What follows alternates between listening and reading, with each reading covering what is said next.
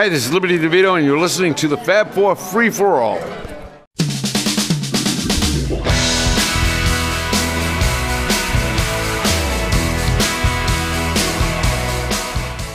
And welcome to another edition of the Fab Four Free For All. We have become weekly again, I guess, or monthly or yearly, whatever we are at the moment.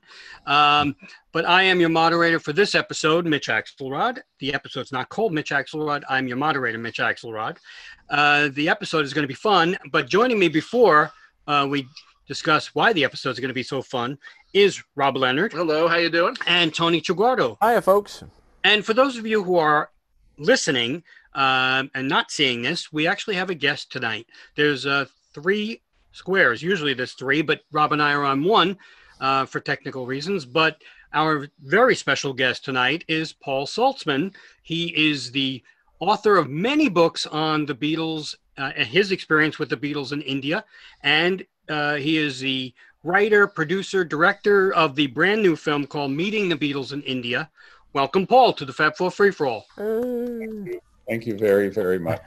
It's a blast to have you. I mean, we've known you for so long. We've been to your discussions at Monmouth and everywhere else, and it's your books are amazing. And we're going to talk to people about how to get the books and how to get the tickets to this new movie after we discuss it. But so you've got this new movie coming out.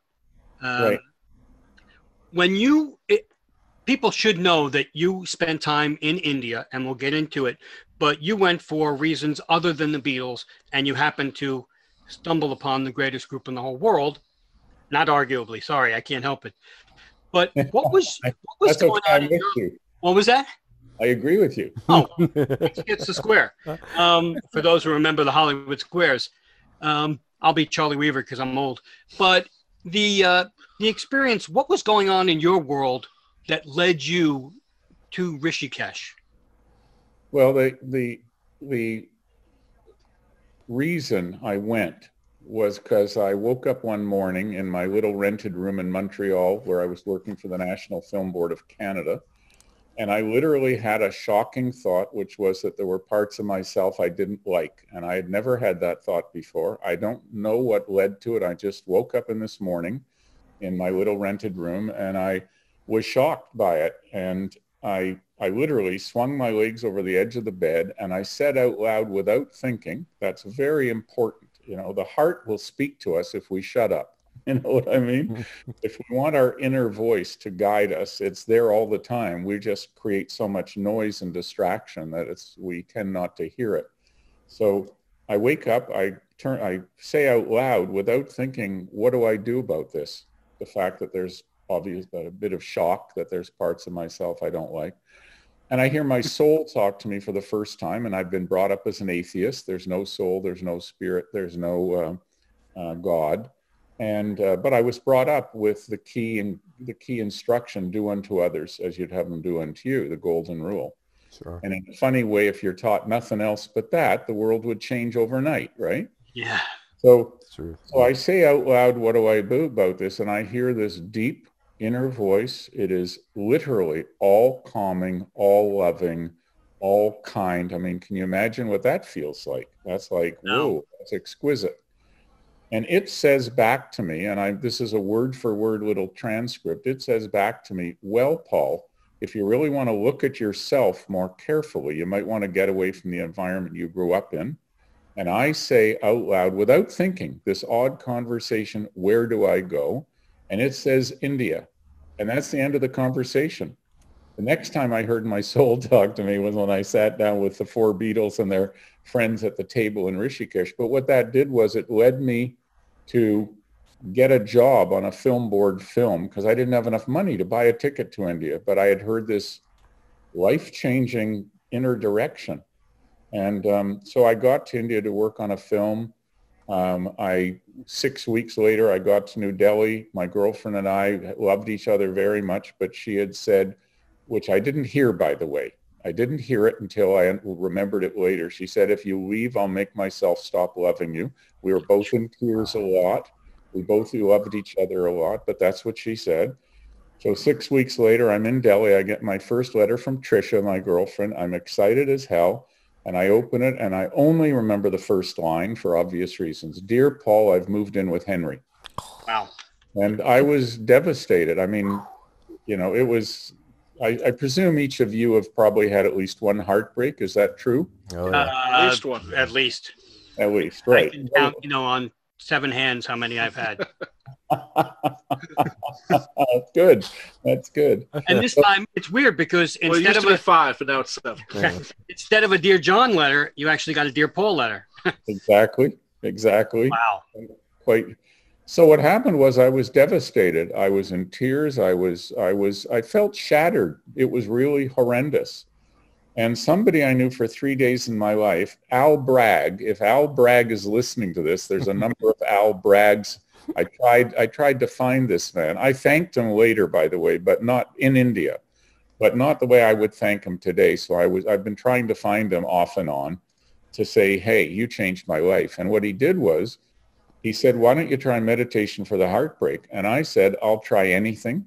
He said, I'm going to hear the Maharishi Mahesh Yogi at New Delhi University tonight. I didn't know who the Maharishi Mahesh Yogi was. And he said, you want to come? And I said, yes.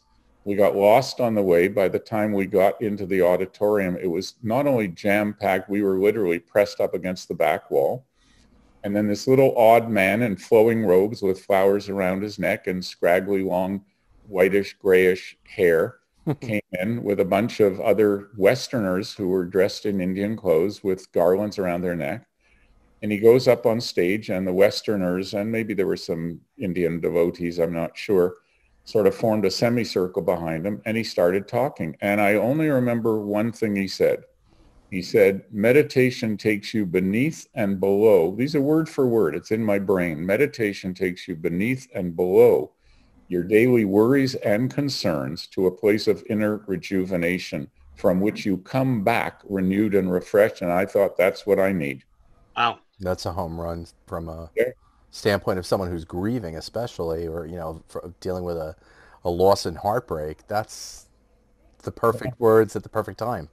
Oh, there are so many blessings. See, I would say, honestly, and of the people I know, of the people I'm close with, everyone has so many blessings in their lives. The question is to notice them and to go with them. Now, it doesn't mean there isn't poverty and famine and death and, demonstrations in the streets and all that is horrendous. As David Lynch says in the film, you saw it, he has this beautiful last sentence of his part of the film, and he says, it's time we all just got along and zoomed off into the future as happy campers, because the world has enough resources for everyone. Yeah.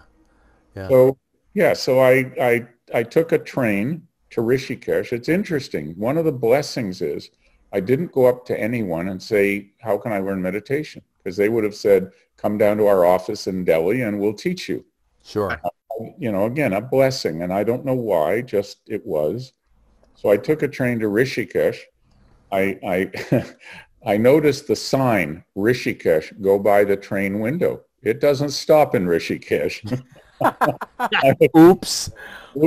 And that was just the headspace I was in, I was heavily distracted by by being in suffering. So I get off at the next town, Dehradun, and I take a cab back and I find my way to the ashram, and I get to the gates of the ashram. They're locked.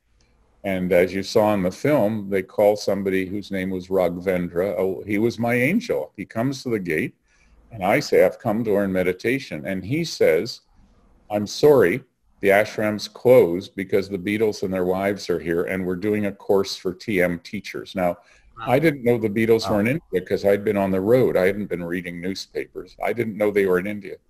And honestly, it was not good news. Right. Like I couldn't get in, And their music had already changed my life. Obviously, you guys wouldn't be doing what you're doing with this show if the Beatles' music hadn't changed your lives, right? Sure. Yep. Yeah, absolutely. So, Paul, you were a Beatles fan, but having now made that trip to India, was there any sort of connection back to the idea that, this is on the shortly after Sgt. Pepper, so you had Within You, Without You, so you had George's very big Indian piece of music on that. Before that, I know you talk about in the film, we don't have to give too much away, that you were affected by Tomorrow Never Knows. So when you heard that the Beatles were there, was that some kind of an other sort of a moment of fate in a way? Because you were a fan, so there was a connection. Like I said, you were disappointed that you couldn't get in, but did you connect to the idea of the Beatles' Indian connection in a way? I can only tell you I was too distracted. I was too distracted Sure. by the suffering, as people are with suffering. Yeah, I of mean, course. my sweetheart Annie just had a tooth pulled. It was a difficult tooth pull. Her jaw's been hurting for 10 days. And she said, my quality of my life is different when I'm in pain. And it's true. Yeah. We're Good not point. the same. Right. So there wasn't a thought, not a single thought, oh, wow, the Beatles are here. Yeah, it was just Not a sort of, single thought. It was like, I'm in not good shape and I can't get in. That was the thing. yeah. I need to be in there. It doesn't matter that they're in there. It's just I need to be in there. Yeah. Yeah. Yeah. Paul, as we were just talking at this moment, we know you at the gate and they won't let you in for 8 days. I just thought of the fact that in the Wizard of Oz, when they go see the wizard, they first not Yeah. let into the gate. Yeah. And then they go in and they find out what's going on. And has any of this come across you as you sort of your own travels to visit the Wizard of Oz, who would be, I guess, the Maharishi Mahesh Yogi? The person that was going to give you some, enlightenment. Yeah. in a Are way. you saying that he had no brain and he needed a brain? No. But Something for the heart, a little something for everything, really. A little courage, a little. But you were looking for something, and each one of those people in the Wizard of Oz was looking for something too. I mean, I just thought about it just seconds ago as you were talking. That's not even. Well, I think that's a brilliant thought. I've never made that connection, and now I make that connection. Thank you. Yeah, it's like there's no question that it was, whether not on purpose, but there was an obstacle course. I mean, David Lynch again in the film. I just love him. He's so great. In the film, he's saying you had to prove yourself. Now, it wasn't conscious. I don't think they were testing me. I found out when I got in and when I was taught meditation, and after I was taught meditation, which took on the 8th day, I waited outside 8 days. But Raghvendra, the man who met me at the gate, one of my joys in making this film, I have a whole lot of joys in making this film. One of them is I could use graphic novel illustration to illustrate and tell stories that are very meaningful for me, which don't have any images, any sound from the time. Right. So I could tell the story of Raghvendra at the gate, and when he says, I'm sorry, the ashram's closed, et cetera, he actually said, I will ask the Maharishi. I won't be able to come back for 2 or 3 hours, but I'll send you a cup of chai. And he goes off, and a bearer, someone from the kitchen, comes down with an incongruous white crockery tea set, hot milk, sugar, chai, and I pour myself the chai, and I put a little sugar in, and I sit down, and I lean up against the gate, and I wait, and 2 or 3 hours goes by, and Raghvendra comes back, and again, very dear, he says, I'm sorry. The Maharishi says, not at the present time. Those were his exact words. And I love language so much because there's so many things in language. If we pay attention, we get road signs in our life, road signs, Yeah. I don't know what would have happened if he hadn't said not at the present time. I literally don't know. I say to him, can I wait? Because he just said not at the present time. Okay, right. Can I wait? And he's a little taken aback and he says, oh, okay. And he points to one of the tents. There were 2 tents across the dirt path under the trees. And he says, you can sleep there and we'll send you our simple vegetarian meals. This guy was an angel, right? What would have happened, Paul, if after 8 days, how long were you willing to wait to be empowered by or to try to find what you were looking for from the Maharishi? I mean, how long would you have waited? Do you know? No, I have no idea. I knew the waiting the 8 days was not a pain. The pain was in the heart. It was not a pain because I was hoping that inside in that meditation would be the cure for the heartbreak, be the salve, the balm to put on the wound. So I wasn't counting days. I was just waiting. You were being fed. You were safe, of course. you know. So at least in that respect, you know, if anything, probably the worst thing was having the time alone to be having to dwell on what was, you know, where you were dealing with emotionally. But at least you while you until you were turned away, at least you knew that there was potentially light at the end of that tunnel. Exactly. So that's yeah. So you got in, and let's get to, you know, actually meeting the Beatles. And we have a clip of that, and then we'll watch the clip, and then we'll come back and you can talk about that a little bit. How's that? Lovely. Okay, so let's go to the clip, and for those of you listening on audio, you'll get to hear the audio. And then I went out of the meditation room, and I was just walking through the ashram. The Beatles weren't in my mind at all. I was just so relieved not to be in agony. And at one point I looked to my right, and about 150 feet away I see John Lennon. And he's sitting at a table, and I can tell that Paul is sitting across from him with his back to me. And I walked over and I got to the edge of the table they were sitting at. And there were John and Paul and George and Ringo, Patti Boyd, George's wife, Maureen Starkey, Ringo's wife, Cynthia Lennon, John's wife, and Jane Asher, Paul's girlfriend, Mia Farrow, the American actress, Mike Love of the Beach Boys, Donovan, the Scottish folk singer, and Mal Evans, the Beatles roadie. And John looked up at me, and I just said, "May I join you?" And he said, "Sure, mate, pull up a chair." Okay. That's pretty wild. I mean, you know, you as Tony said, you're a Beatle fan, and now you're searching for something, and you have the added plus of now meeting the Beatles in a setting where it's not girls screaming and going nuts, and they're relaxed. They must have, you know, they were there a few days prior to you. Right. And now, so they're relaxed. Do you think maybe if you would have gotten there the first day that they did, you wouldn't have been as welcomed? I think I would have still been turned away. I think, you know, I never did ask, but did I get in after 8 days? I do know, by the way, because I know someone today who was inside, who was one of the people inside helping Raghvendra with all the setup. And he was a meditator too. And he's a lovely guy who lives outside New York. And he told me that while I was outside for 8 days, Raghvendra was lobbying to get me in. Wow. With the Maharishi. It had nothing to do with the Beatles at all. This was not about them. So, you know, in that sense, it was like, again, just another blessing. But you were welcomed into their group at that table. Right. When he said, "Sure, mate." If they had not been a little bit Acclimated? Yes, acclimated. Perfect word. Thank you, Tony. If they weren't as acclimated, would John may have said to you, you know, go away? You think he wouldn't have been as welcoming at that table meeting? You know, I one, who knows? Two, Right. Probably not, because at least in the week I spent with them, John was a darling. He was funny, bright, kind, playful, dry wit, mischievous.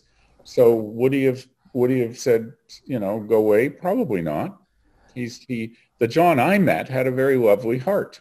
That's great. And you were at that point, you know, considering why they were there, and they were there obviously, you know, looking for something. I would imagine you came off to them as a fellow searcher. You know, you were outside the party, quote unquote, but you were nothing more or less than a fellow searcher. I would think so. And because they would have had to have known that the ashram was restricted. I mean, because of who they are, right? As Lewis Lapham says so beautifully in the film, they were not just the foremost famous people because of their music, but also because of their personalities. Yeah.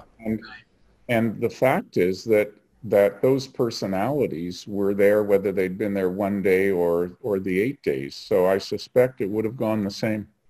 Interesting. Well, the photos you've taken have been around for a long time, but why did you decide to make the movie now? You know, or was there a deadline you thought about how this movie would play if you made it 5 years from now or 5 years earlier? Good question. It's sort of happenstance in the sense that, so when I got home, so first of all, as I say in the movie, well, I don't know if I said this in the movie, but after sitting with them, after they took me into their group, really, they just all took me in. I was like, now I sat around with them for a week and there was no us and them, right?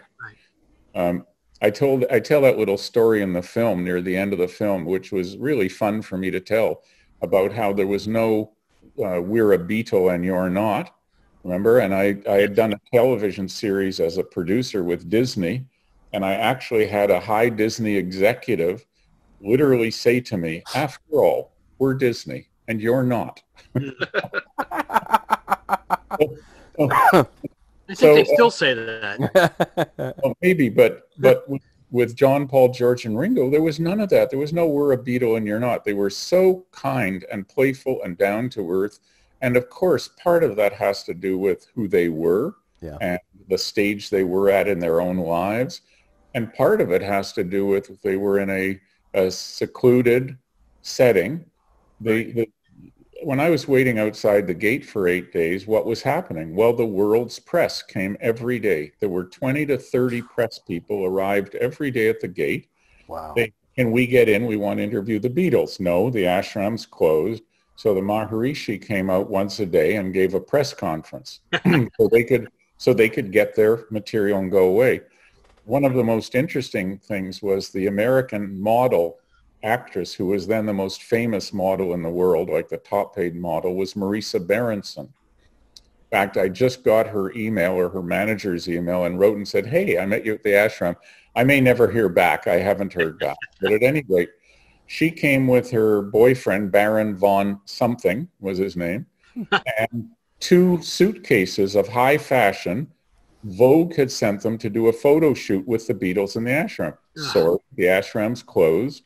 You know, people have the funniest ideas what to do.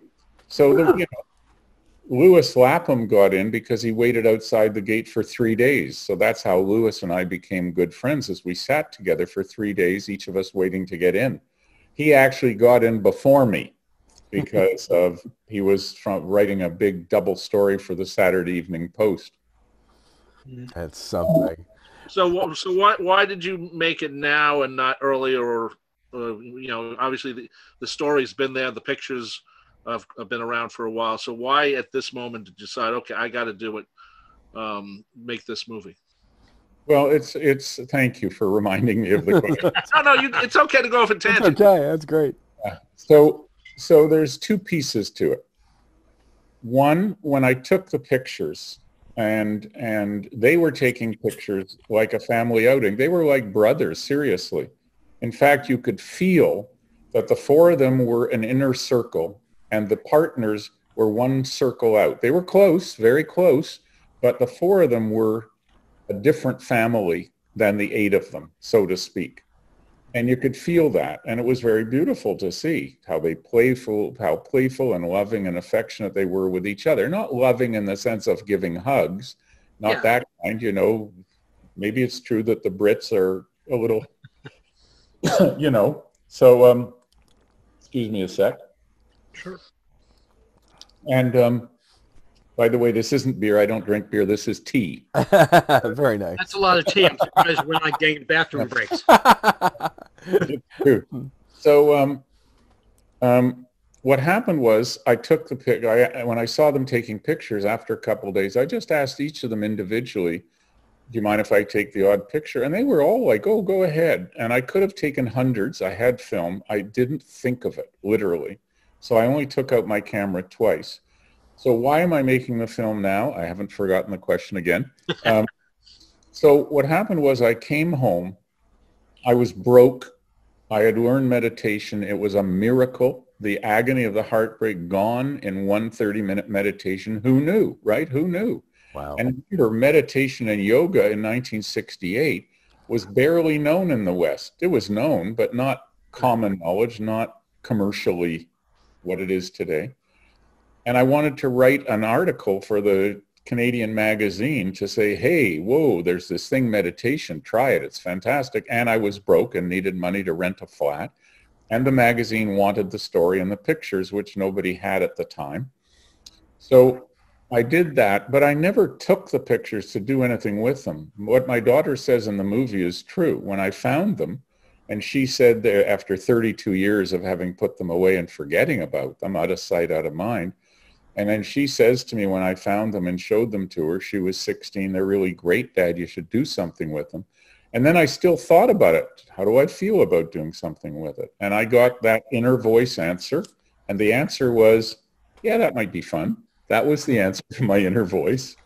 Your inner voice sounds really intelligent. All of our inner voices. Mine not so much.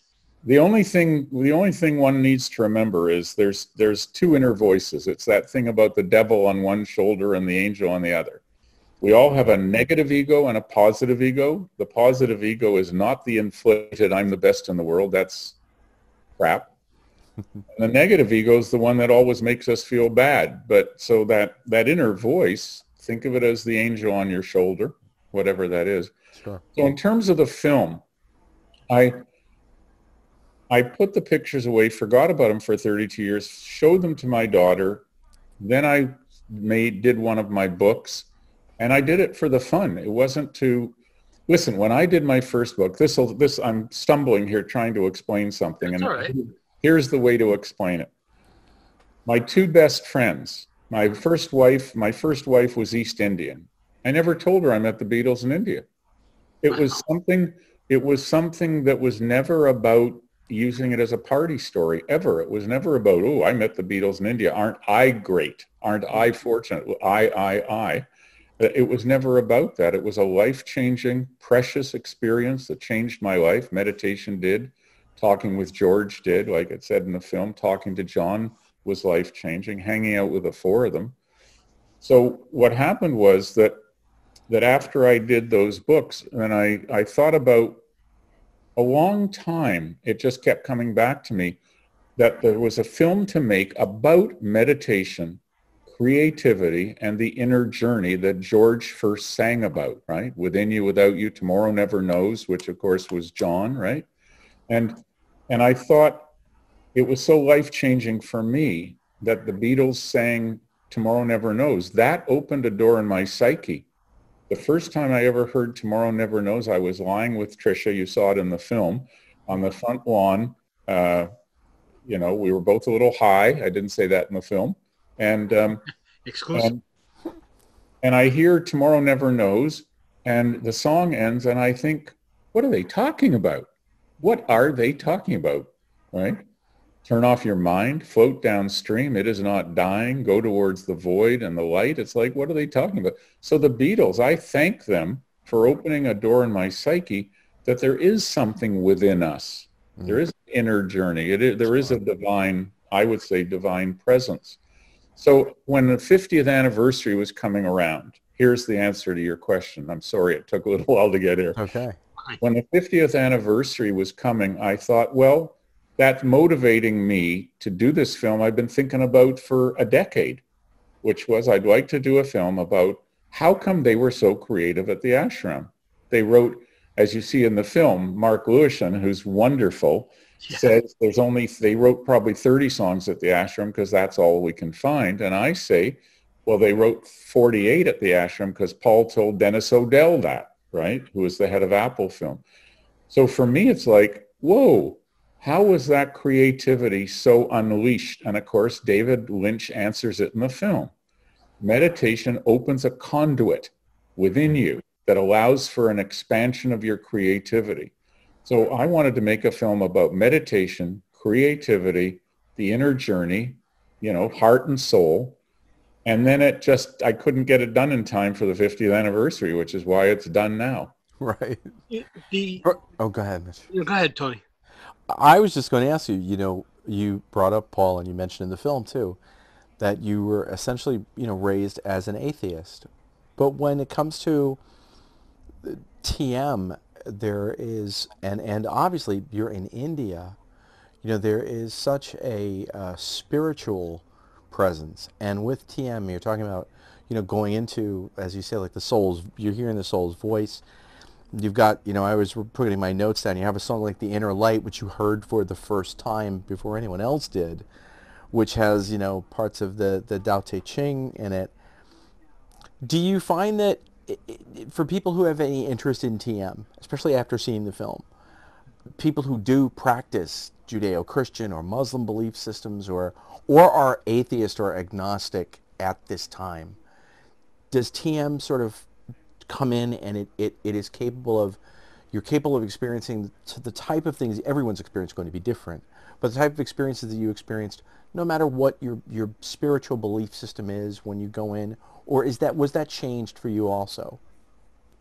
Yeah, that's a great question. I'd like to come at that from a sort of bird's eye view. Absolutely. There is one God. Now, that's a simplification. God is not a guy, by the way, just to let us know. God is masculine and feminine energy, divine energy, pure love. It's not a guy. We may draw him as a guy, but he's not a guy. Yeah, right. God is universal love. And from that, and from the experiences of different cultures around the world, we're born different ways to honor, different ways to experience, different ways to transcend. So in Zen Buddhism, you solve the puzzle of the koan and you have the enlightenment experience. In Hinduism, you have the nirvana experience. In Christianity, you have the awakening to Christ, and you're filled with Christ. It's all the same thing. It's all the same thing. That we fight over it is the craziness of the human being. Someone said to me, a very wise guide. He's a guru, but he's not a guru because he doesn't play that game. And he happens to be an American. He's a very wise guide. He said to me, God got us. That's how I refer to masculine and feminine. God got us. Never intended this human journey to be so painful. Never intended for us to be killing each other. Never intended for us to be screwing up the planet. God got us. We're creating whatever we are as a species for the joy of creativity and the exploration of love. I had a friend give me a real gift in my 20s. She said, this is Earth School, Paul. This is Earth School. It's all about love. Wow. That changed my life, right? No one had ever told me that. My teachers didn't say it. Yeah. Right? My parents didn't say it. So I think the answer is that every great religion and many other belief systems have their methods of being one with everything, being one with divine love. And it can be Buddhist chanting or it can be Christian prayer. In a sense, it's all the same. And so meditation to me is really simple. It's a key, like prayer and chanting are keys. They're a key to the inner, deeper self. They're a key to the heart and soul. And meditation with mantra-based meditation is a very simple key. It works terrifically well, as other ways work terrifically well. So for me, meditation's got nothing to do with Hinduism, though it's associated with it, but it's not about Hinduism. Meditation's not religious at all. I'll bet you it predates Hinduism. I'll bet. Probably. That was beautiful. Thank you, Paul. When I want to get to another clip, but just before, I wanted to express to you, when I saw the film for the first time, because I watched it a few times, because there's a lot to take in, even though it's like 82 minutes, there's a lot packed into that 82 minutes other than just you meeting the Beatles. And I think the intent of the film is not just you meeting the Beatles, as you said. I think a lot of people will come away with, maybe an eagerness to search out as well. But what I found, you interviewed a few musicians in India, and they were talking about 1963 being changed by Please Please Me. And then later on, the Beatles are changed by India. So I immediately was struck by this almost like the spirit gods saying, or guides saying, well, you guys have given us a lot. Now we're going to give it right back to you. And you're going to learn something from us. So I may be wrong, and there's no wrong or right here, but I was immediately struck by the fact that it was a circle of giving. Karmic wheel goes round and round. Karmic wheel, yeah. Yeah, no, that's true. And I agree with you, and I think that's a very cool and smart observation, really. And I think that this is always simultaneous. And I think it's happening all the time. Yeah. You know, my sweetheart Annie, who is the most emotionally intelligent, most genuinely joyful person I've ever met. We're having dinner out at a restaurant tonight, outdoors, socially distancing.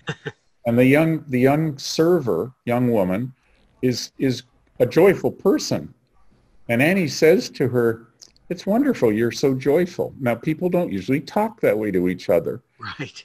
And the young woman just glowed. She blossomed. She opened up. Someone saw her. We want to be seen. So I think these things are happening all the time. We just have to slow down, wake up, allow ourselves to be vulnerable. In a sense, open-heartedness is a vulnerability.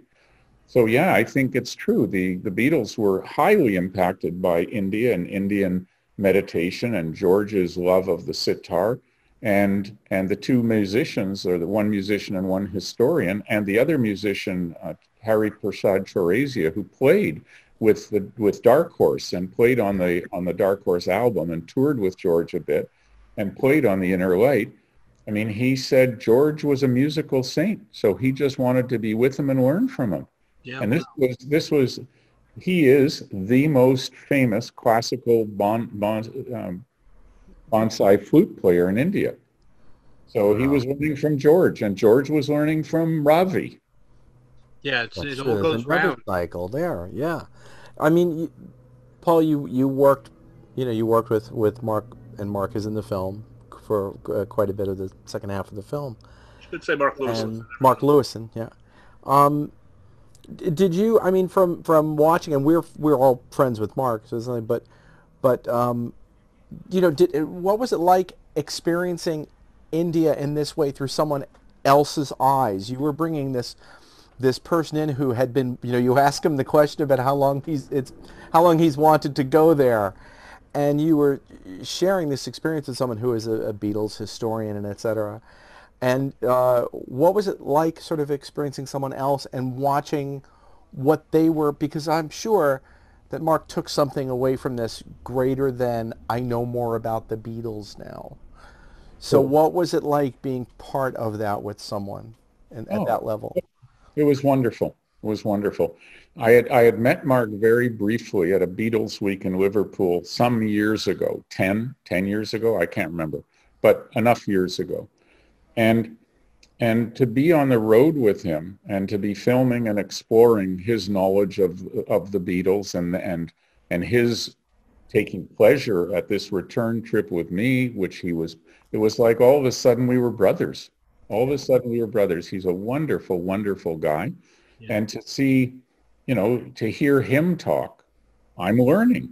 I'm just soaking up what he's saying about the Beatles and creativity and their journey, because I'm a fan of the music. I don't study their lives. Well, he studied everything, right?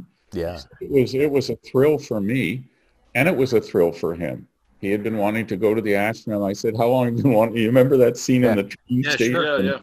I say, "How long have you been wanting to go to the ashram?" He says, 50 years. We have a clip. About 55 years old, right? Right. We want to show a clip because there's a lot of poignant moments with you and Mark. One of them, which we'll talk about after the clip. But let's show the clip. For those of you on audio, you'll listen to this clip. Well, Paul, what do you say we promenade by the Ganges? I've been waiting a long time to come here. It's such a wide river. It comes down from the mountains pretty much here, right? This is where it enters the plain. Well, in the Ganges, Gangama, the holy river that people come to bathe in and clean up your sins, so to speak. Right. Okay. Yeah. Well, I better go for a long bath then, hadn't I? Do you want to deal with your Do you want to deal with your sins now or later? We'll get them over with now, I think. Yeah. Okay. In fact, to clean up your karma. Yes. Lifetimes of karma. Have you bathed in it before? It's cold. I don't bathe in it often. Well, I can see you getting more pure. By the second. Well, you've just been kissed by Gangama, Mother Ganges. ashram is actually right across there in the hills. So we'll just come down, get a boat. The footbridge must be around here then. There it is right there. That to Very me cool. is amazing. First of all, we should say that there's a lot of archival footage, whether it was taken by you or by Ringo. I know you said Ringo was filming a lot, or just newsreel footage that is incorporated into it, which I loved. Again, that scene, especially while Mark is cleansing, you see the Beatles cleansing, which is so important. It adds context to everything and makes it seem not 1968, but 2020, because I can do the same thing. Yes. I can go there now and cleanse the same way the Beatles did, the same way millions of people have done other than the Beatles, and hopefully feel that exuberance. So I'd love you to talk a little bit about what the experience was for you again going, and especially again with Mark. So, well, it was it was precious. I mean, that scene by the Ganges that we just saw or just heard, Mark is just, what a beautiful human being he is. yeah. Well, I guess I better wash away my sins now, right? and can you imagine how I was excited? Now, the people who only heard this and on radio and didn't see it, the scene is intercut. There's Mark and me, and he's washing his face, and I'm washing my face at the Ganges.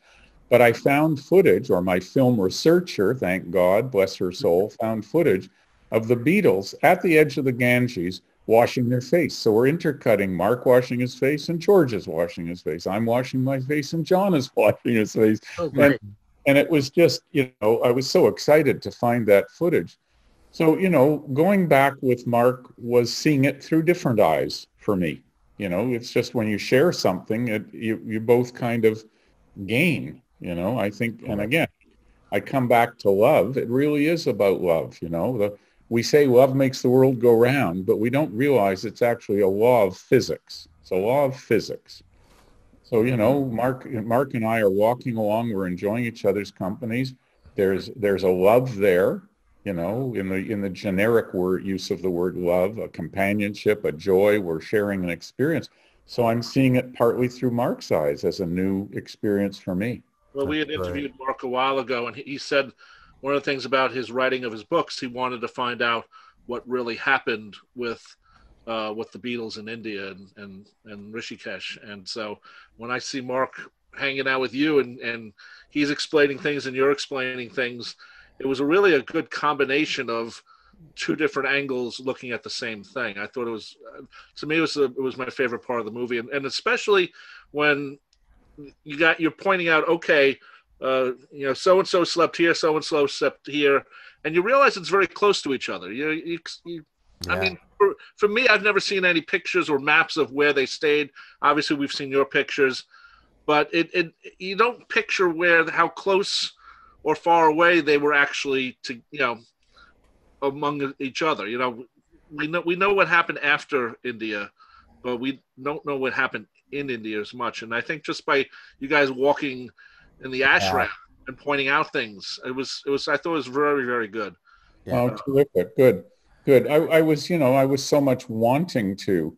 It's why early in the film, when I'm looking at the old records in my garage, which was fun to do. Like I said in the film, I hadn't pulled out those records in, 30 years, right?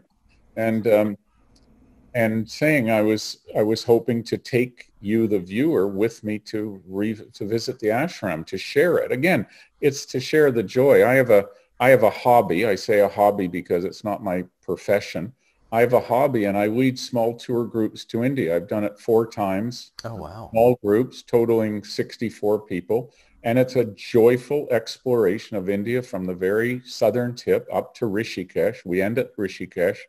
We have 3 days to just chill and hang and go to the ashram and do a meditation at the ashram and all that stuff. So, yeah, the whole thing of going back was a gift beyond a gift, right? The first gift was being there in the first place, and then to go back, whoa. You said you pulled out the camera twice. Right. Was there ever a time during those two times when you were shooting the photos that they thought you were getting maybe a little too close at all? I mean, did they ever like stop you and say, hey, not right now? Never. And again, that's a great question because, and I kind of address it in a slightly oblique way in the film, in the sense of saying, that when you're that famous and you're that rich, you have to have your guard up because people will try and take you. They want something from you. Right. And I should say that the magic of the meditation went right back to my first meeting with them. So as I'm walking out, and you saw or you heard in that clip of when I first meet the Beatles, what I don't say is, as I'm walking through the ashram and I'm in a state of bliss from the first meditation, and George later said to me, when we sat alone, he said, I get higher meditating than I ever did on drugs. And I knew what he meant. I've done drugs and my first meditation, 30 minutes, and I'm in a state of bliss. Who knew, right? So I'm walking through the ashram after coming out of that meditation. I'm not thinking of the Beatles at all. I swear they were not in my mind at all. I was just so relieved not to be in pain. And when I see them sitting at the cliff or at the table by the cliff, what happened in me was I didn't think Beatles. I literally mean this. I found myself curving towards them. I just was curving towards them. And I get halfway to them and I notice, oh, my heart's beating a little faster, literally detached. I'm in a state of bliss, so I'm not caught up in the thinking. Right. I'm just noticing. So when I was first with them and we started joking, and this was John, like being playful with me, so you're American then, he says, as you heard in the film, so you're American then. And he's not complimenting me. He's playing the note of a superior Brit to the lower Yankees who used to be their colony, right? That's great. So that whole joking with them, and just being in this altered state. They never were famous to me at the ashram. It was never famous. It's the most interesting thing. Literally, as I say in the film, within 30 seconds, I stopped seeing them as the Beatles. I spent a week with them. I didn't even think to get my picture with them. And we were buddies for a week. I could have had autographs. I could have had pictures. It's not that I thought, oh, I'd like a picture. No, I better not ask. I literally didn't think the thought. And I believe that that's why the pictures are so intimate, and that's why my experience with them was so lovely. They could feel I didn't want anything from them.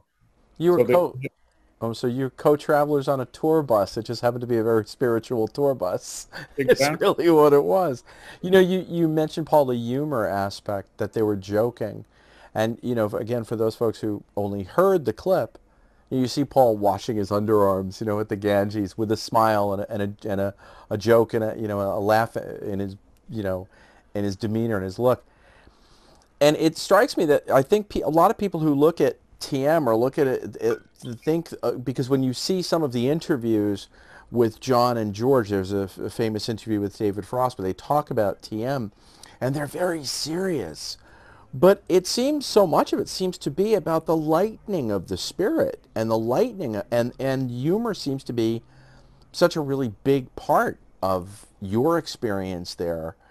And the Maharishi, as you mentioned, was always laughing and giggling. And do you think people sometimes take the meditation idea that there's this so seriously, when really that there's a lot of humor and a lot of lightness to the idea? Yeah, I think there's joy possible in everything. We can be light as a species. We can be heavy as a species. Right. We can dance together and sing each other's songs, or we can kill each other. One is light, one is real heavy. I think in that sense, the meditation is a process that brings you into such a connection of heart and soul, and I would say divine presence, that there is a joyfulness around it.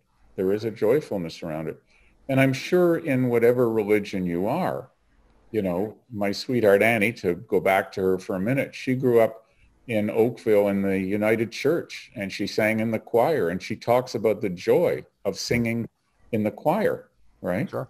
So that's a different form of, right. touching into that part of each of us. You know, someone once said to me, you know, Paul, he said, Paul, you know, creativity is unlimited. There's no end to it. And love is unlimited. There's no end to it. If we could only live with the concept that there's no end to the resources on the planet, we just need to distribute them much more fairly, right? There's no end to, we could, as David Lynch says, you know, we're really meant to be, you know, being happy campers, going off into a glorious future together. That's what we're supposed to be doing on this trip. Well, all you need is love, as somebody once said. Exactly. Well, what was your impression of the Maharishi Mahesh Yogi? You listen to him, and he has that high-pitched voice, and it's I don't you know, it's a little off-beat. You expect him to have more of a regal voice about you know, that type of thing, and he has his little, like, this voice. What was your impression of him? And were you shocked later on when John really bad? Yeah. Well, my impression of him was, 1, he's sincere. 2, he's playful. 3, he has a good sense of humor. 4, he is devoted to world peace and teaching a method of getting there through meditation.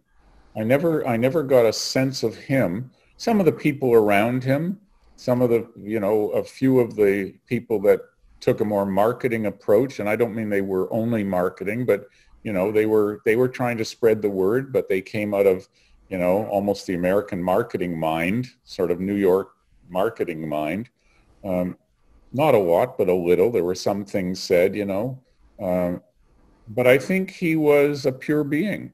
And what happened when John wrote Sexy Sadie and I heard it, I thought, I wonder what that's all about. I did not go to, wow, so the Maharishi wasn't real. I didn't sense in my tummy that what was being said about him was true. I don't know why. I just didn't sense that because of the feeling I got. And of course, it came out later when George and Paul went with Deepak Chopra to talk to the Maharishi.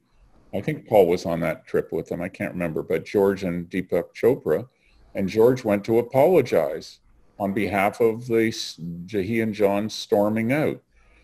And Deepak says, you know, George tells him the real story. And George says, I just didn't want to lie.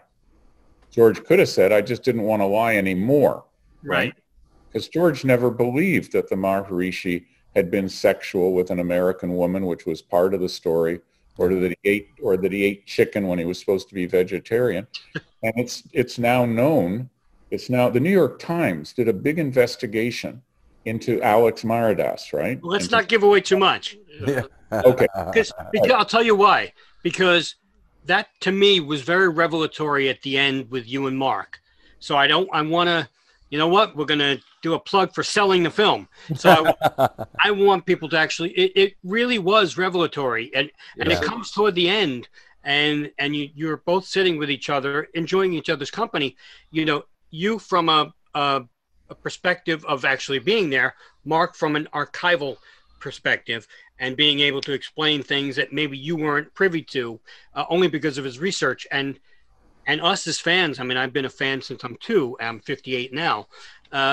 You know, I didn't know any of this. So, you know, we always heard about the alleged things going on, but all of a sudden you're sitting in the park and revelations come up. So I want people to watch the film to see what we're talking about. Yeah. So don't give any of that away. I thought that was actually brilliant, a perfect way to, you know, ease into the end of the film. Yeah. And to clarify that situation in Yeah. a way that we really never had it clarified before. Yeah. You know. Brilliant. I'm sorry. By the way, our friend Alan Koza wrote that article for the Times. Oh, So- that's right. The Alan. Yeah, that's right. That was Alan's piece. Yeah, he's a good guy too. You know, I know that we don't want to keep you too long, Paul, but I'm good. you know, you were there with a couple of other folks, and it's interesting, obviously, the focus because of the photos and things like that, but Mike Love has always continued to talk about TM. Donovan was there. How were your experiences with them outside of the Beatles and the connection to the Beatles? Did you connect at all really with Brian or Donovan? Because they must have been sort of You on mean their Mike and own Donovan? in a way. What's that? said Brian. Mike and Donna. Did I say Brian? Yeah. No, with Mike and Donovan. I mean, like I say, they were kind of lone wolves in a way. They were part of the group, but they were outside of that immediate circle, as you say. So did you Right. find any connection with them, really? A little bit with Donovan. You know, we had some conversations, and we were in the same crowd. I met him at a Beatle Fest in New Jersey 30 years later, and had a wonderful 3 hours in his room as we talked and compared notes, and he sang, and, you know, he's a real troubadour. He's sitting with his guitar, and he puts it down, and he picks it up, and he strums, and he sings, and we're talking, and it's like 3 hours of this. It was really quite wonderful. Does he still practice, Paul? I think so. Yes, I do think he still meditates. And I believe Mike Love is still much into meditation. Yeah. Mike and I didn't have a connection. And I tried talking to him twice, and he seemed distracted by the famous Beatles. Wow, So interesting. there wasn't really a way to connect with each other. Mia, I had a lovely connection with.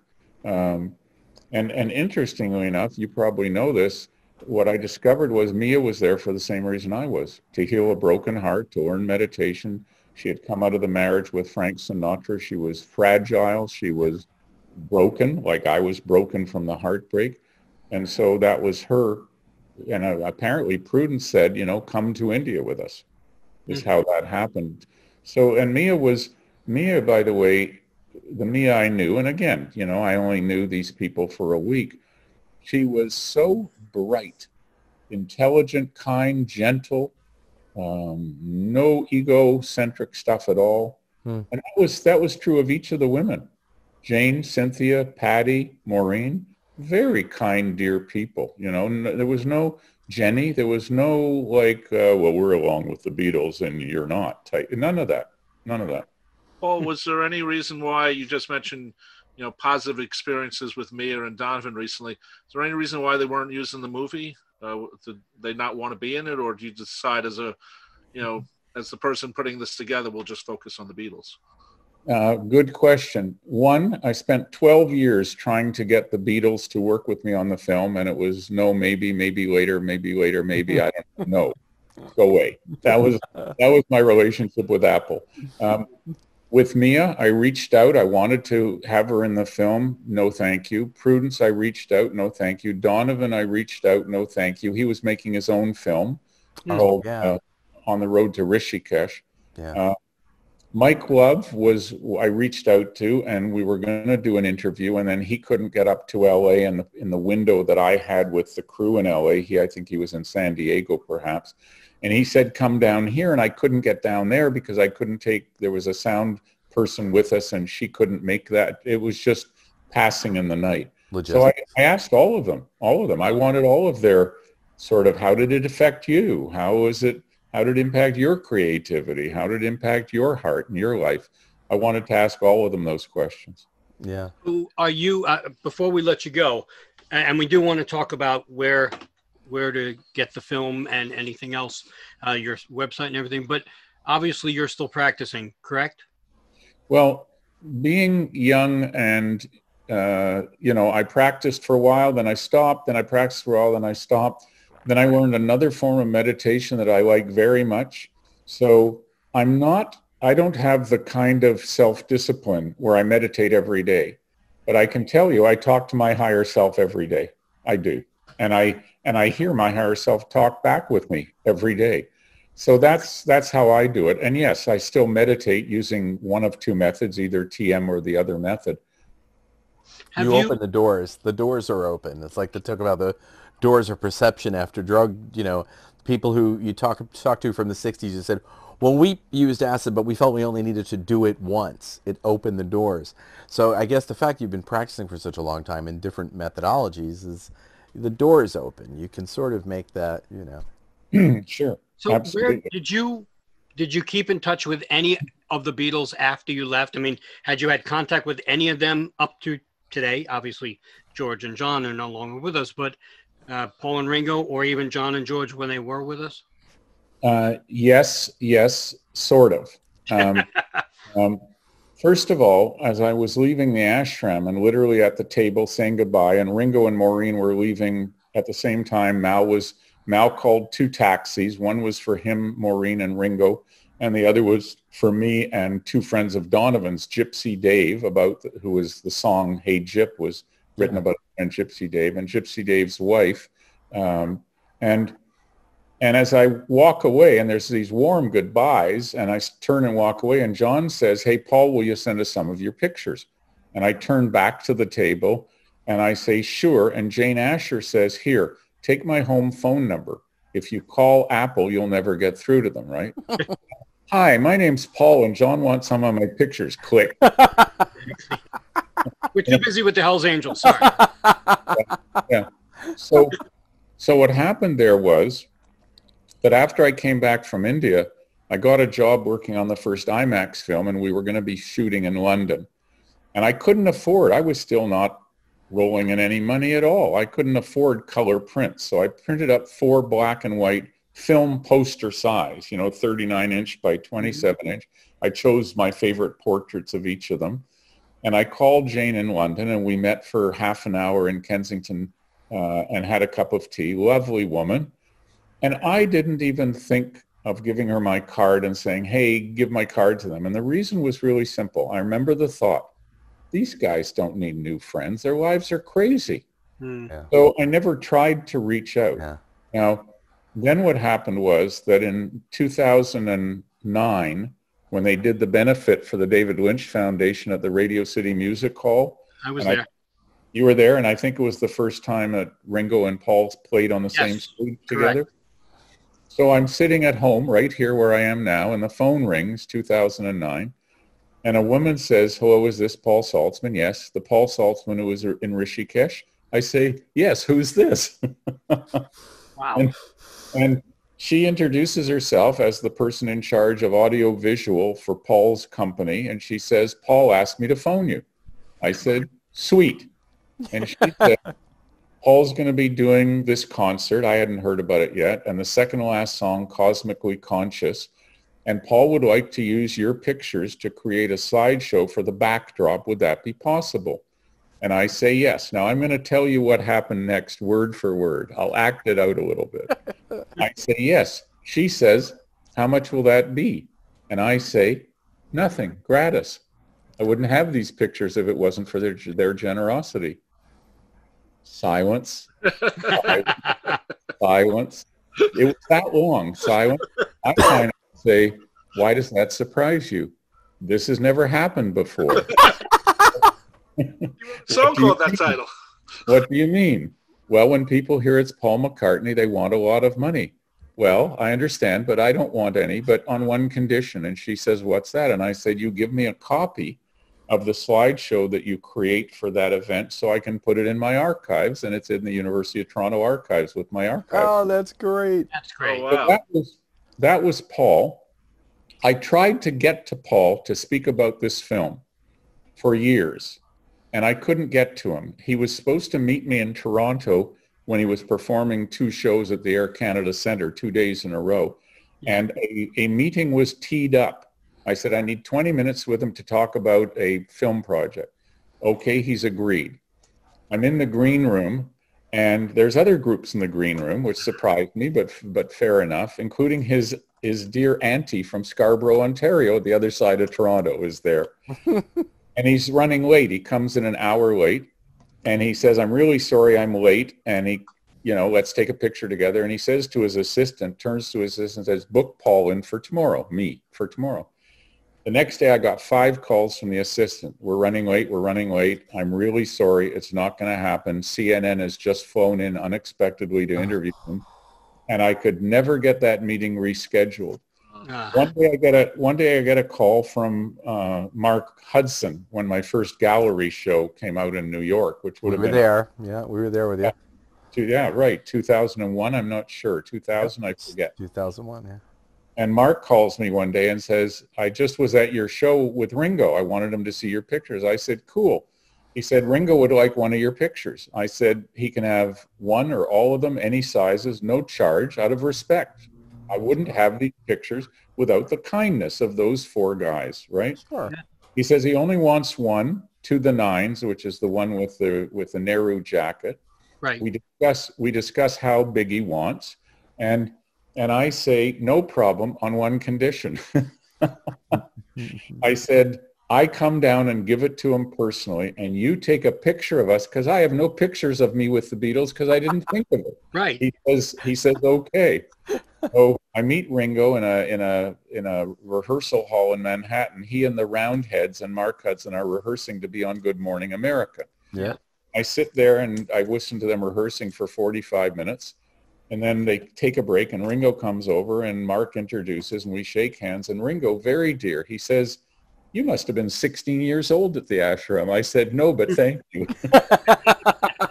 So then when he was inducted into the Grammy Hall of Fame, I got a call from one of his people, and it was the same thing. Ringo would like to use some of your pictures at the investiture into the Grammy Hall of Fame. Sure. Could you use some of your pictures from India? Sure. How much will that be? Nothing. Gratis. And a bit of silence on the other end. And I said, on one condition.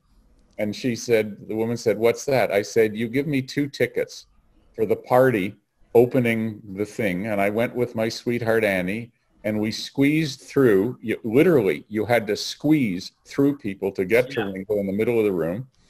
I get to him with Annie. I'm holding her hand as we're squeezing through. And I get to him and I say, hi, Ringo, Paul Saltzman, the Beatles in India book and pictures. He's got a blank look on his face. I mean, he may not have put it together. That's cool. I don't need him to remember me. I don't need famous people to know who I am or, anybody else per se, And then I say, this is my sweetheart, Annie. And she goes to put her hand out. He moves right in, gives her a big hug, made her day, made her week, made her month. And so that was perfect. But do you have the picture of you and Ringo in? I have the picture of me and Ringo. There you go. Finally. I know. That's and beautiful. by the way, it was after that, or maybe it was before that, but I eventually found when I was researching for my limited edition books, I found the picture that's in the film. You saw it, where I'm with Ringo. Yes. He's showing me how to work his camera. The movie camera. Yeah. And the reason he's showing me how to work it is he said, we want to make a film about the Maharishi and meditation. And I'm not going to be in the film because I'm always behind the camera. Would you shoot some film for me and I'll then be in it? And I said, sure, great. So that was how that happened. Do we know whatever happened to that footage? I asked him. When did I ask him? I asked him when I met him in New York. I said, whatever happened to that footage? He said, I don't know. Oh, Well, one thing I They've liked been through a about lot. you took the group picture of everyone with the Maharishi, the famous picture that everyone knows about. And in the movie, you talk about how everyone gave you their cameras. Like you're the guy at the wedding who's not part of the family, but you're going to take the pictures of everyone else. And you had like, what, 5 cameras? I had 4. First, it started with Mal saying, hey, Paul, will you take some for me? Because he's going to be in the picture. So I've got his camera. George sees that and says, hey, Paul, will you take some for me? Ringo sees that and says, hey, will you take some for me? So I've got those 3 cameras plus my own Pentax. So I had 4 cameras around my neck. Yeah, it's a great picture. I mean, it's a famous picture. It's iconic, now. Iconic, yeah. And now it's in the Beatles story. We don't want to keep you, but we want to have, you mentioned your books, and we also want people to go out and buy this film because obviously you can't see it in the theater at the moment because of the current pandemic in September of 2020. So why don't you tell people where they can get your books, where they can get tickets to this film, which is highly recommended, by the way. And also, Paul, I know that you've got a not-for-profit organization which is doing some beautiful things too. So please let folks know as well how to get to Moving Beyond Prejudice and get in touch with you about that as well. But anyway, so go ahead. Well, thank you very much. So the easiest way, there's 2 ways to get the film. Why don't I just tell you one to make it easy? If you go to my website, which is called thebeatlesinIndia.com, very simple, thebeatlesinIndia.com, there's an icon there with the poster for the film. By the way, I love the poster for the film. Have you seen it? Yeah. Yes. Yeah. Yeah. That That was a designer in Montreal. The Canadian distributor brought him to the table. It's just a brilliant poster. And you'll see the poster there. You click on it, and that'll take you to the website where you can buy a ticket to watch the film. So the premiere is September 9. It's at 7 o'clock wherever you are. If you're in London, it'll play at 7 in the evening. If you're in Hong Kong, it'll play at 7 in the evening. If you're in LA or New York. So it's 7 o'clock wherever you are. And then that premiere will be followed by a live Q&A. That'll be me. Jenny will be on some of them. Stephen Maycock will be on some of them. Bungalow Bill, the real Bungalow Bill. We didn't even mention that he's in the film, which is great. He's a real person. Yep. And so there'll be a live Q&A after the screening, and then there won't be anything for 48 hours. In that 48 hours, they'll edit the live Q&A, and then from then on, you can go to the same site and you can again screen the film, and it'll have a pre-recorded Q&A, but it'll still have the sort of highlights of the Q&A. And we should mention, by the way, excuse for one sec, we should mention that the Q&A is being, the moderator is Jeff Slate. Yes. Jeff Slate is a good friend to the show. He actually does a theme song to the show. And he's a really good friend of all of ours and very knowledgeable, and everybody knows him. So there's a comfort level with Jeff. So I'm sure everybody would love to. We knew a lot of people in this movie. See, We did. Well, no, but I'm sure people would love to see Jeff because Jeff is really knowledgeable on rock and roll in general. So I'm sure he'll be great with the Q&As. But continue. We love that. Yeah. We need to see how can we get the books and also with your charity. Sure. Well, so that website now, I'm a little in the 20th century here. I'm just being dragged into the 21st century digitally by my daughter. And, there's funny in the movie, by the way. There are things called earbuds, Dad, and Dad, there's emojis. Let me make one for you. So my darling daughter Devyani, and I love the role she plays in the film, because I wouldn't have found the pictures if she hadn't remembered the childhood story. As Rob said, she's great in the film. Oh, she's great. You guys have a great rapport, but she's also kind of funny too. She's poking fun at Dad a little bit. Oh, absolutely, absolutely. So the BeatlesInIndia.com is the way to get books. It's the way to hear about the tours I lead to India. It's the way to get to buy tickets for the film. So you just click on whichever of those things once you get to the website. Great. And your charity? Charity is called Moving Beyond Prejudice, and I work with police forces and young people and community groups when I can, and it's using 2 of my documentaries that I made in Mississippi. And it's literally about how can we move beyond prejudice. And the surprising thing is, it's so easy to move beyond prejudice if you understand the physics of it. And if you understand that the reason to move beyond prejudice is not because you're a nice person, it's because you enjoy life more. When you move beyond your own prejudices, you meet people you would never meet who are fabulous because you're not judging, right? You're open to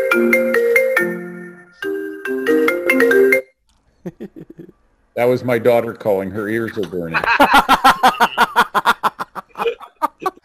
That was great.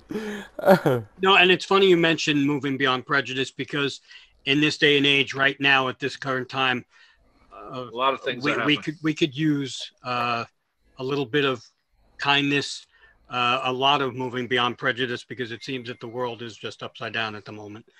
Yep, absolutely. How can they find that charity?